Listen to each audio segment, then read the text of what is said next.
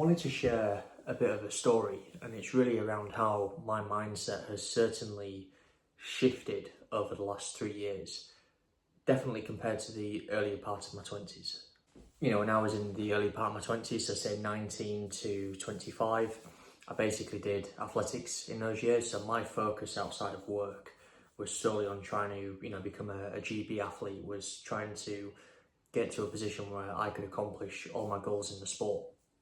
In terms of like earning money and a career, at that stage of life, it wasn't really a priority for me, to be honest. It never was at that point in time. But then I think once I kind of went through a really tricky breakup, kind of going through the process of buying my first home, distancing myself from, I guess, friends that I felt were toxic, I suddenly found that I was in a position where I had a lot of time to myself, and I had a lot of time to reflect on where I am as a person, ultimately where do I want to be, what do I want out of life, because I didn't have that kind of aspect of athletics to pursue anymore. I had a lot of free time, and ultimately with buying a home, my focus had shifted towards kind of being financially driven, generally speaking, which previously didn't really exist. Now, naturally I went through the progression of working my way through various jobs in my day job, and obviously working my way up the corporate ladder and trying to develop my skill set. All of these things that people preach, I was putting into practice. I was trying to improve myself, I was trying to develop myself as a person through my career. Then I got to a point in 2023 where I realized that ultimately I could continue on the path of just working one job and going to the gym and walking my dog and maybe going on holiday every now and then. But then I kind of realised actually I had this thing inside of me that wanted more, and I felt like I could do more. I often had a lot of times where, particularly in my free time outside of work, I was in a position where I thought, you know what, I could be doing more with my free time. I want to maximise what I can do from a financial standpoint. And that's where, for me, I really started to pursue other jobs. I basically had my day job, and then I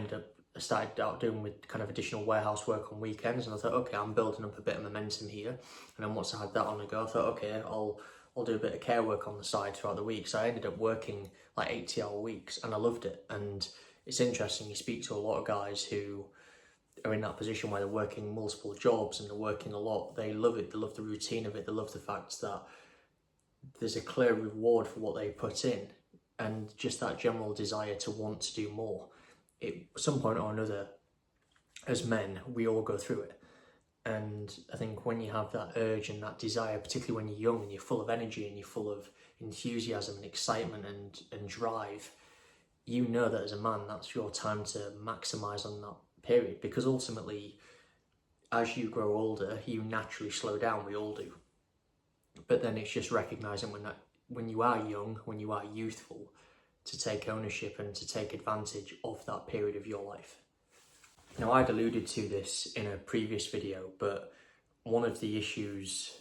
that I've come across, and it's something you'll have probably heard other people mention as well, is this idea of tall poppy syndrome, or crabs in a bucket.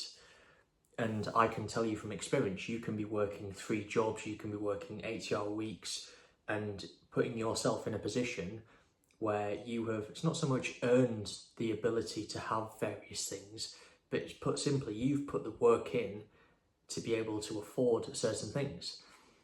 And despite that, you could be working 80-hour weeks, you will still have people who will criticise you, or who will point their nose down at you because you have things that they don't, even though you've put the work in to get those things. It's stupid, but it's just a reality that a lot of us go through. And I guess certainly from my own personal experience, I think it kind of got me thinking about this idea of taking ownership and taking responsibility, particularly as men. And I think with that, it's one of the most important positive attributes to have, is that ability to recognise if you're in a situation that you're not happy with and you're discontent, it's having that ability to actually take action and not just become jaded or scorn or bitter or even worse, taking it out on other people, which is probably one of the most unhealthy behaviours you can exert. The way I always like to look at it is this: when you're